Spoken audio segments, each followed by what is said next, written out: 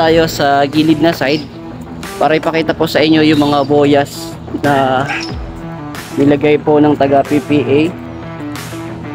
Dahil full operation na po sila ngayon, night and day na po, no? Yung mga Roro dito. Update nga pala doon sa Roro na may 50 trucks na karga, hindi na daw po sila bumiyahe kasi nalugi. Ito pag-uran, naulos man. Sa pagulot. Sabi na pag makusugit oras sila, no? Kaya pansin-pansin din natin dito sa side na ito, kung makikita nyo, idol, yung isang yung isang barge, tapos meron po sila equipment na pang hukay po, no? Para ano ito yan, sir? Para para malaman nila para kung ilan sakay yung barko. Parang ticketing number. Oh. Number po. Viewing number. Makuha na yun eh, tapos makada na City Express. Oo. Pag wala ito, di rin tatagan didihin kuan. Hindi magkakapasok. Hindi so, what's up? Good morning mga idol. Meron na pong mga nagtayo ng stall dito, yung mga tindahan sa gilid ng highway.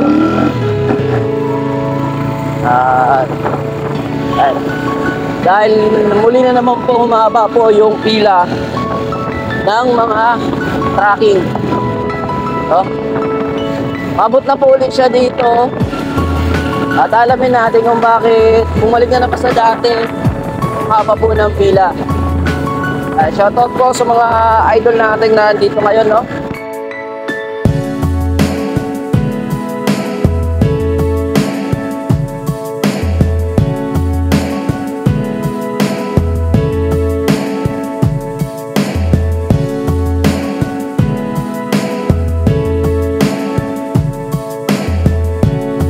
So, bakit nga ba umaba na naman yung pila? Alamin natin yan. Kasi, kung natandaan nyo, wala na to rito eh, no? Nung nakaraan, wala na to eh. Bakit umaba na naman po ulit? Yan po yung i-update natin sa ngayon. Kung ilan nga pa yung tumatawid na Roro kada araw. So, naging abala na naman po yung kalsada na ito rito. Dati wala na ito eh. Update nga pala doon sa Roro na may 50 trucks na karga, hindi na daw po sila bumiyahe kasi nalugi.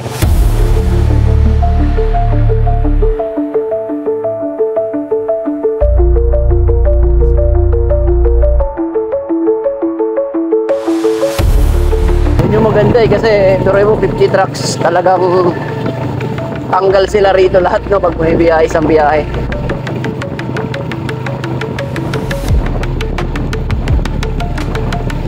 Pero patay po sa datos po ng PPA, nasa 700 po kada araw po yung nakakatawid na mga trucks. So marami na rin po yun. Kasi full operation na po yun night and day.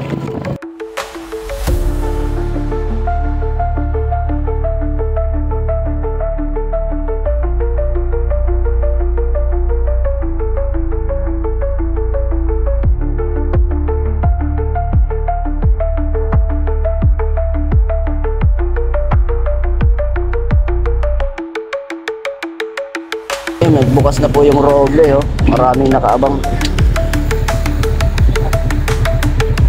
Yan po yung tracking po ng Roble at saka tawag ulit nun. Dapat tayo na sa kabila.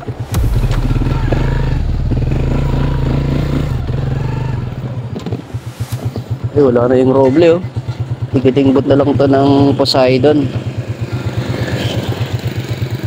Tsaka bato rito yung bulaluhan.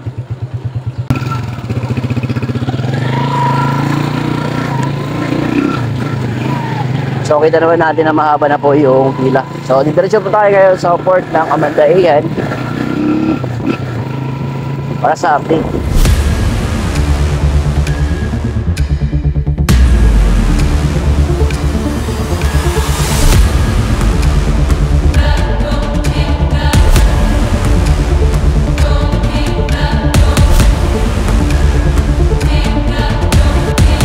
Morning, sir. Ano yung diniginihin mo, sir? Kuan, sikat. Opisina ito. Parang, kuan, LGU. LGU. Viewing station na. Viewing station. Para di rin nasugadin ng mga bot na sir, ano? Ito pag-ura, naulos man. Sa pagulot. Sabi na pag makusugit oras sir, ano?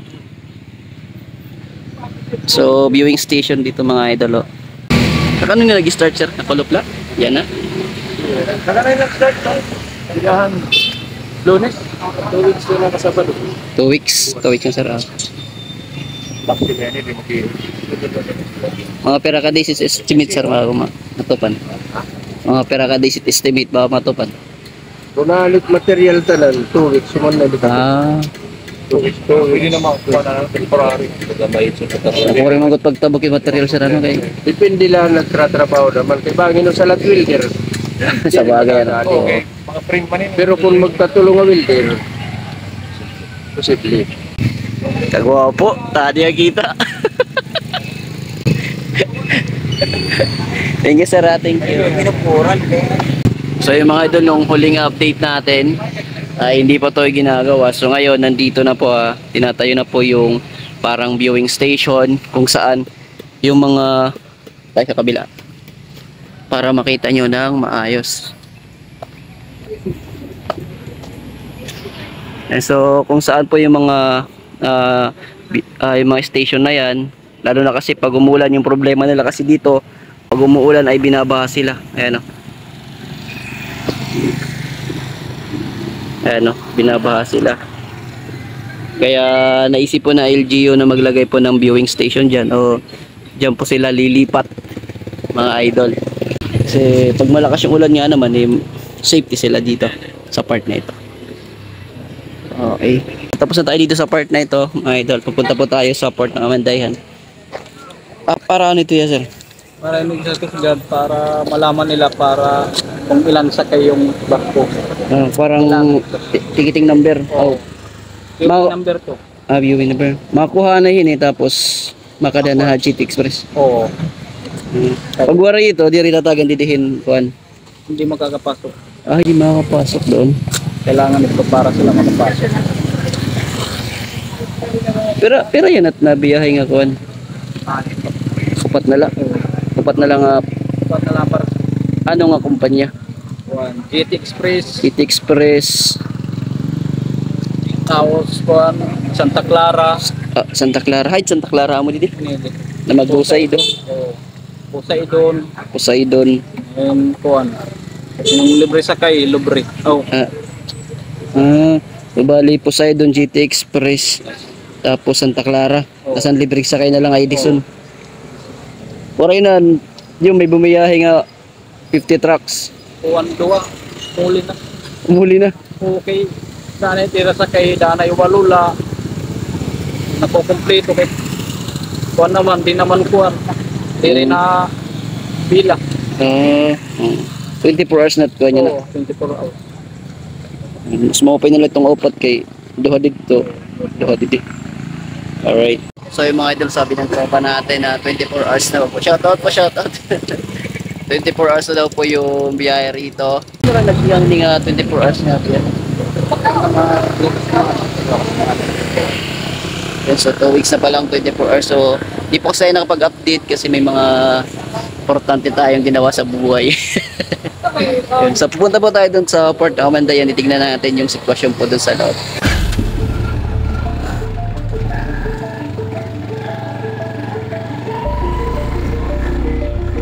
So yun guys, no, at tumahan muna tayo doon po sa crossing, no, kung saan doon po kumukuha ng mga papeles para makasakay sa Roro. Yun. At saka numbering para makapasok dito sa loob. Ayun na po nangyari incident dito na alamin natin sa ngayon, no.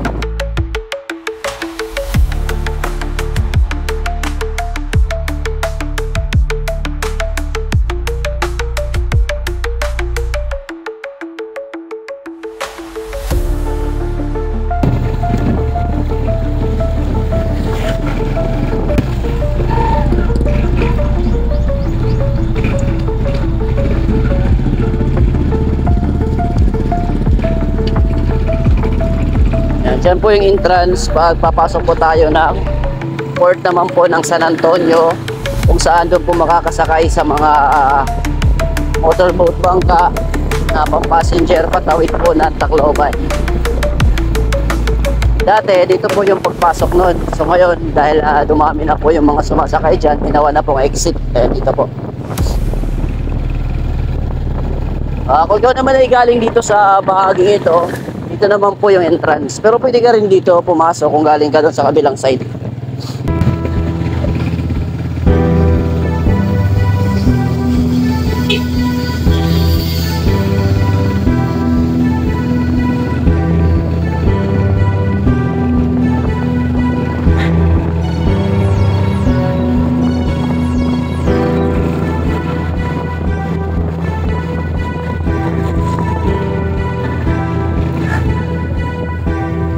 So kapansin-pansin dito po yung mga trucks na bibiyahe pa lang papasok, no?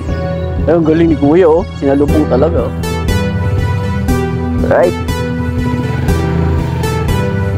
So yan yung mga dapat na disiplina na dinidisiplina. Right. So sila po yung mga trucks na bibiyahe ngayon patawid. So nandito po sila sa ngayon sa waiting area. Mayroon po kasi ginawang waiting area muna yung mga trucks na shoreball po na tatawid, no? At kompleto na sa mga papeles. Dito sila sa bahagi ito muna matatambay habang inaantay po yung roro na pagkakargahan sa kanila.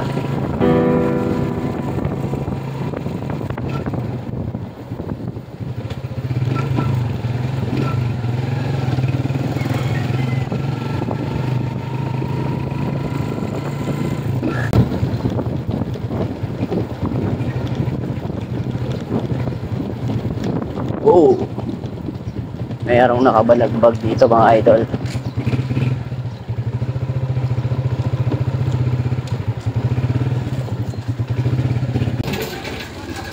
Shoutout na nakita kan madam.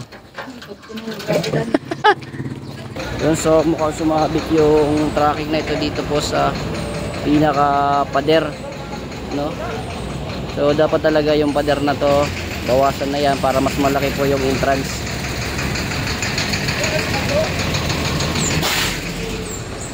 Yun, so sa bahaging entrance po siya sumabit.